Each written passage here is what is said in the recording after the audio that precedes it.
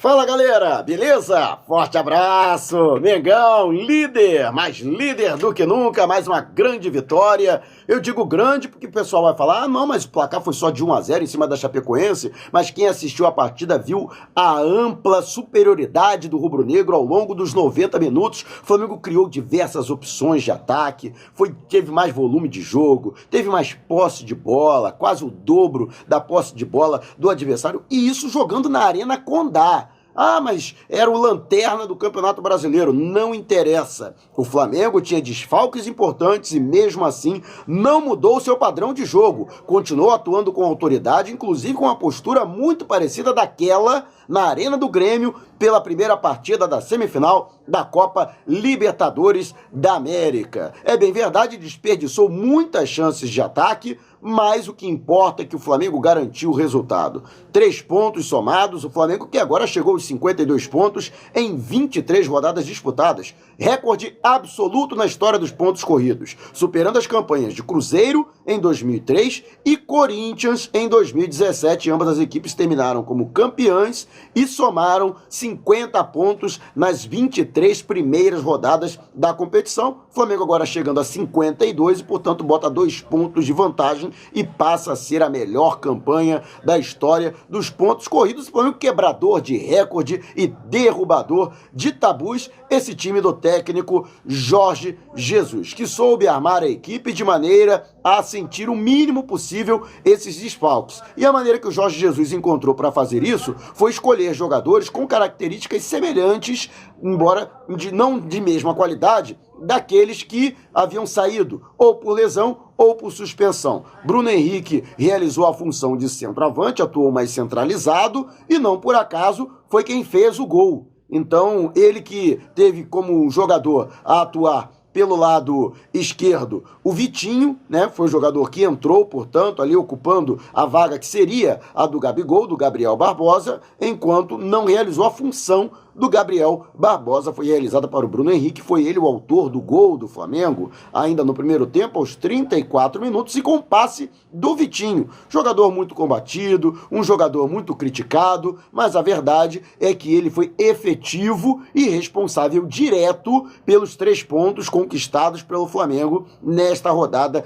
da competição nacional. Renier foi o jogador escolhido por Jorge Jesus para o setor de meio campo para realizar a função do De Arrascaeta. Qualidade ele tem, habilidade ele tem, só não tem ainda a maturidade, o que ficou claro, inclusive. O Jorge Jesus ficou pistola com o jogador, ele que acredita que o Renier deveria atuar com mais seriedade, né? Jogador que depois que teve, vamos dizer assim, uma confiança maior, ganhou confiança na partida, começou ainda muito tímido, errando passes, mas efetivamente aumentando, né, a sua atuação, melhorando a sua atuação ao longo da partida no primeiro tempo, mas começou a ter um certo excesso de preciosismo, negócio de passe de calcanhar desnecessário, e isso irritou profundamente o Jorge Jesus, que o tirou inclusive da partida no segundo tempo, por conta de reiteradas vezes ele fazer isso, e o próprio treinador português havia pedido para que o Renier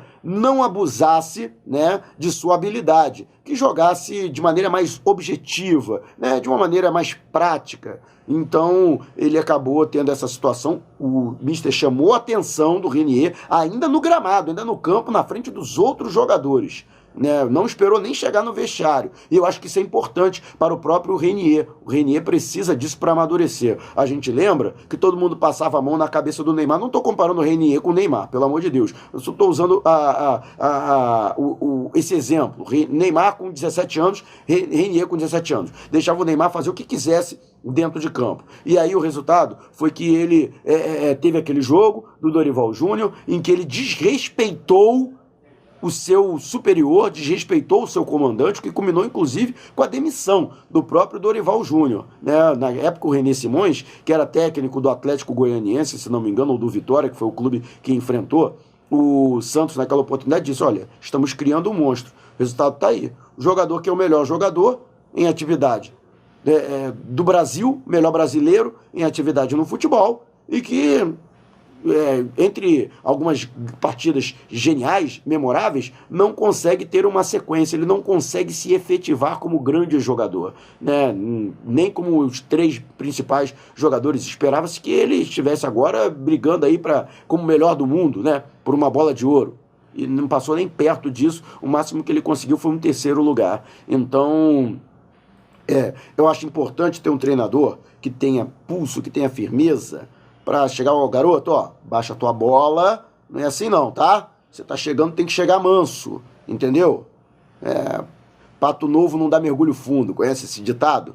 Então, Jorge Jesus tem que doutrinar o Renier, isso vai ser benéfico para o próprio Renier, não somente agora no Flamengo não, mas para a sequência da carreira do jogador, que inevitavelmente será aí negociado com um grande clube da Europa e vai seguir a sua carreira e vai ter nesses ensinamentos aí uma boa base para que ele possa construir uma carreira sadia do ponto de vista psicológico. O talento ele tem, repito, mas ele precisa melhorar, sim, o seu comportamento, precisa levar mais a sério, não pode subestimar o adversário, tem que respeitar o adversário, não interessa se é a lanterna da competição, não interessa se está em dificuldade. Então o Flamengo, que teve amplos números, o Flamengo que construiu uma vantagem muito grande no que diz respeito ao volume de jogo, no que diz respeito à posse de bola, de agredir o adversário no primeiro tempo.